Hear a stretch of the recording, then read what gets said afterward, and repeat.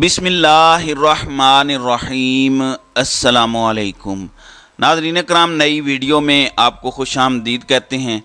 ये शहबाज हुकूमत के लिए ख़बर बुरी तो है, इसमें कोई शक नहीं है, लेकिन ये पाकिस्तान के लिए भी कोई अच्छी ख़बर नहीं है। आप जानते हैं कि शहबाज शरीफ हुकूमत आजकल दरख्वास्तें डाल रही है। कभी वो कहते हैं कि असम्बली की मुद्दत आगे चली जाए, कभी ये कहते हैं कि इलेक्शंस आगे चले जाएं, कभी वो कहते हैं कि इमरान खान काबू हो जाए। तो इनके पास अपना तो कुछ बेचने को है नहीं। जिस तरह की नंगी जारहियत इन्होंने पिछले एक साल में की, जिस तरह से अवाम के साथ खिलवाड़ किया और ये सारी जमातें अवाम के सामने नंगी और एक्सपोज हुई, उसके बाद अब ये किसी को मुंह दिखाने के काबिल नहीं है। अब इनकी एक आखिरी उम्मीद भी फ़िलहाल ख़त्म होती दिखाई दे रही है। अंदाज़ा इस बात से करें कि पाकिस्तान की मौजूदा हुकूमत ने इंटरनेशनल लेवल पर पाकिस्तान का मजाक बनवा दिया है। अब आप कहेंगे कैसे? आप अंदाज़ा करें कि सारी दुनिया को पता है कि साल 2023 में पाकिस्तान में इलेक्शंस होने हैं और ये इलेक्शन ईयर है। असम्बली का टेन्योर पूरा हो चुका है। अवाम को हक़ राय दही इस्तेमाल करना है। अगर नहीं पता तो यहाँ की हुकूमत को नहीं पता, नहीं पता तो इलेक्शंस कमीशन को नहीं पता, नहीं पता तो इस मुल्क के जो पावरफुल स्क्वाटर्स हैं, जो असल फैसला साज हैं, जो पीछे बैठकर सारी गेम डालते हैं, जो सारे फैसले करते हैं, उनको नहीं पता। आप अंदाज़ा करें, इंटरनेशनल आवाज़ें इस पर उठ रही हैं। आप पाकिस्तान के अंदर गूगल खोलें तो उस पर जो डूडल बना होता है, जहाँ पे गूगल लिखा होता है बड़ा सा, वहाँ पे इस वक्त जो तस्वीर बनाई गई है वो ज़ाहिरन तो इस बात की है कि इलेक्शन ईयर है, तो उन्होंने बैलेट बॉक्स और पाकिस्तान का झंडा बनाया है। लेकिन दर हकीकत ये चपेड़ है हुकूमत समेत उन तमाम ताकतों के मुंह पर जो इमरान खान को गिराने के चक्कर में इलेक्शन से भाग रहे हैं। पूरी दुनिया आपका मजाक उड़ा रही है। इलेक्शन आपकी छेड़ बन गई है।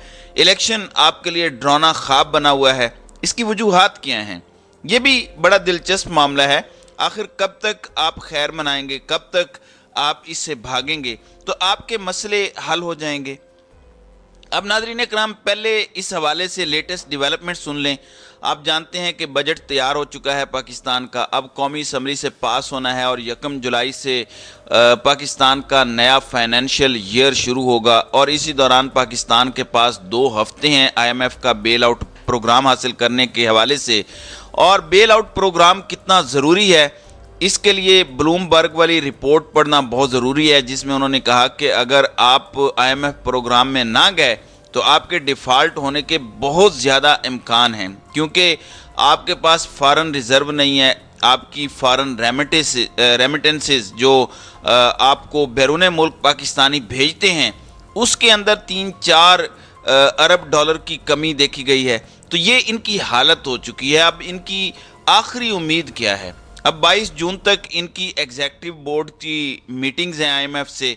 इसमें पाकिस्तान का नाम शामिल नहीं है। अगली बात सुने, पाकिस्तान में इंटरनेशनल मॉनेटरी फंड यानी IMF की नुमाइंदा का कहना है कि बजट तजावीज़ में टैक्स नेट को वसी करने का मौका गंवा दिया गया। ये जंग जियो की खबर है और आपको पता है कि ये वो न्यूज़ चैनल है जो ज़रा टेम्परिंग के साथ गुफ्तगू करता है, ज़रा ठंडा करके ख़बर को देता है। वो कहते हैं कि IMF ने पाकिस्तान के नए माली साल के बजट पर अदम इत्मीनान का इजहार कर दिया है। इसका मतलब यह है कि उन्होंने दरख्वास्त अमली तौर पर आपकी मुस्तरद कर दी है। इनके मुताबिक जो बजट वो चाहते थे वो उन्होंने नहीं दिया।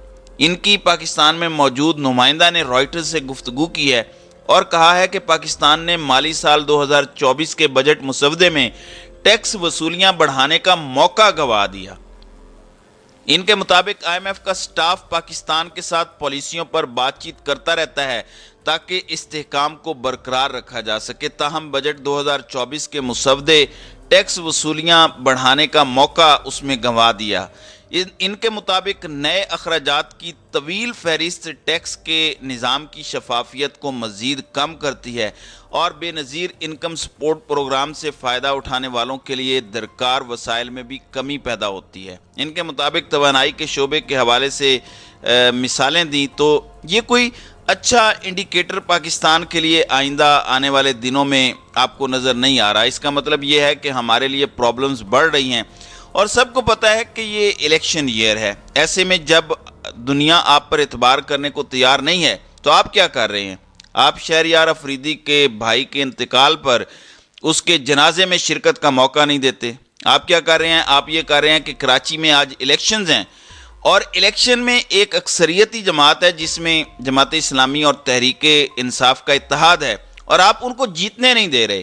آپ کہہ رہے ہیں کہ آپ میئر اس بنیاد پر نہیں بنیں گے کہ آپ کے پاس نمبر زیادہ ہیں، بلکہ اس بنیاد پر بنیں گے کہ ہماری طرف سے آپ کا اپروول ہے کہ نہیں ہے۔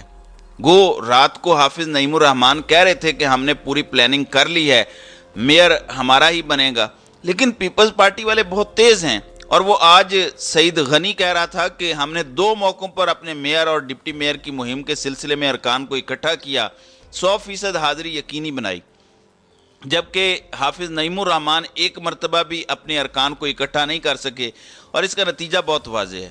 بات یہ ہے کہ جب آپ لوگوں کو گرفتار کر رہے ہوں، زبردستی اٹھا کر غائب کر رہے ہوں، اور ساتھ ہی شور مچا دیں کہ فلاں شخص تو آیا ہی نہیں ہے، تو شرم سے ڈوب مریں۔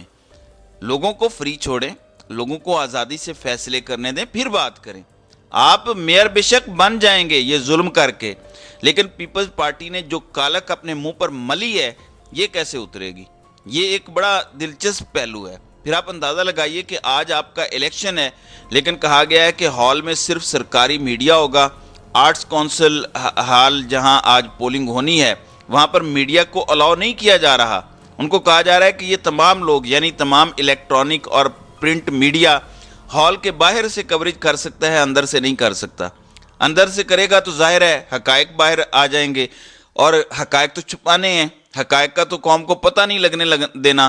اور آپ یہ گھٹیا حرکتیں کر رہے ہیں اور آپ کو یہ نہیں پتا کہ آپ کا دشمن اس وقت کہاں پر کھڑا ہے۔ میں آپ کو ایک مثال دینا چاہتا ہوں کہ امریکہ کے جو قومی سلامتی کے مشیر ہیں، نیشنل سیکیورٹی ایڈوائزر، وہ اس وقت انڈیا کے دورے پر ہیں، اور وہ یہ بتا رہے ہیں کہ ہم امریکہ اور بھارت کے درمیان دفاعی ہائی ٹیک جیسے اہم شعبوں میں تجارت کو آسان بنانے میں حائل رکاوٹوں کو دور کرنے کے لیے تیار ہیں۔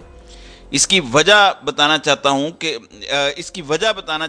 کہ 22 جو جون ہے اس میں نریندر مودی جو ہے وہ امریکہ کے دورے پر جا رہے ہیں۔ آپ اندازہ کریں کہ آپ کا دشمن کیا کر رہا ہے، وہ وزٹ کہاں پر کر رہا ہے۔ آپ مودی کے پچھلے 5 وزٹس نکال لیجئے یا اس وزٹ کو بھی شامل کر لیجئے، وہ کن ممالک کے ہیں، ان کی ایکٹیویٹیز دیکھیں۔ وہ آسٹریلیا گئے ہیں، وہ امریکہ جا رہا ہے، اور آپ کہاں جا رہے ہیں؟ آپ کا پرائم منسٹر اس وقت آذربائیجان کے دورے پر ہے۔ میں یہ نہیں کہہ رہا کہ یہ دورہ ٹھیک نہیں ہے، میں بتانا یہ چاہتا ہوں کہ ہماری ترجیحات کیا ہیں اور ہم کھڑے کہاں پر ہیں۔ جب آپ کی جیب میں پیسہ نہیں ہوتا تو پھر آپ کی اوقات بس اتنی ہی ہوتی ہے۔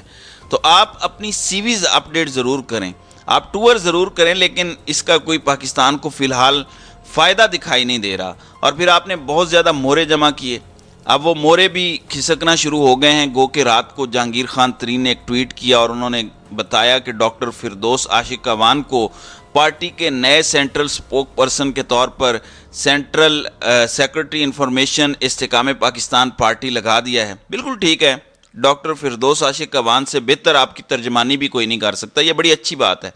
لیکن وہ مورے کیا کر رہے ہیں؟ آپ جانتے ہیں کہ محمود مولوی وہ تھے جنہوں نے فواد چودھری کے ساتھ مل کر ایک پریس کانفرنس کی، اور اس پریس کانفرنس سے ہمیں یہ آئیڈیا ہوا تھا کہ شاید یہ اب آگے چلے گا، لیکن ان کے مطابق یہ صورتحال واضح نہیں ہے۔ اور محمود مولوی بھی کہہ چکے ہیں کہ میں استحکام پاکستان پارٹی میں شریک نہیں ہوا۔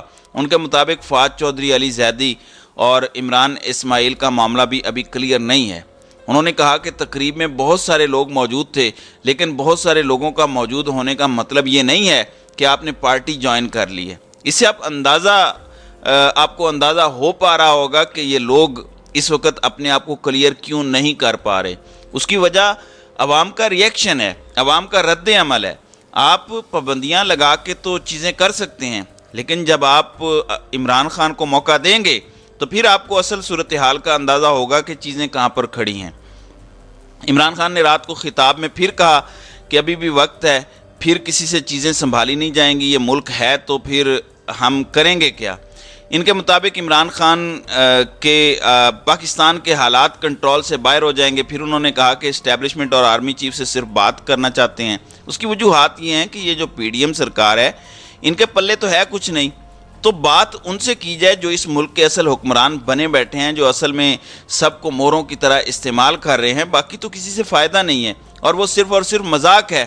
ظاہراً وہ بیٹھے ہوئے ہیں اور میرا نہیں خیال کہ وہ کوئی امپیکٹ ڈال سکتے ہیں یا اس سے کوئی چیزیں بہتر ہو سکتی ہیں۔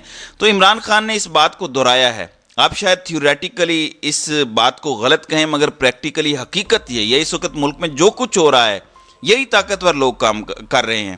سیاستدان تو آرام سے کٹ پتلی بنے ان کے اشاروں پر ناچ رہے ہیں۔ تو یہ ایک حقیقت ہے جس کا ڈینائل نہیں کیا جا سکتا۔ تو ناظرین کرام، آپ کی اس ویڈیو کے حوالے سے کیا رائے ہے؟ آپ اپنی رائے کا اظہار کامنٹ سیکشن میں ضرور کیجیے گا۔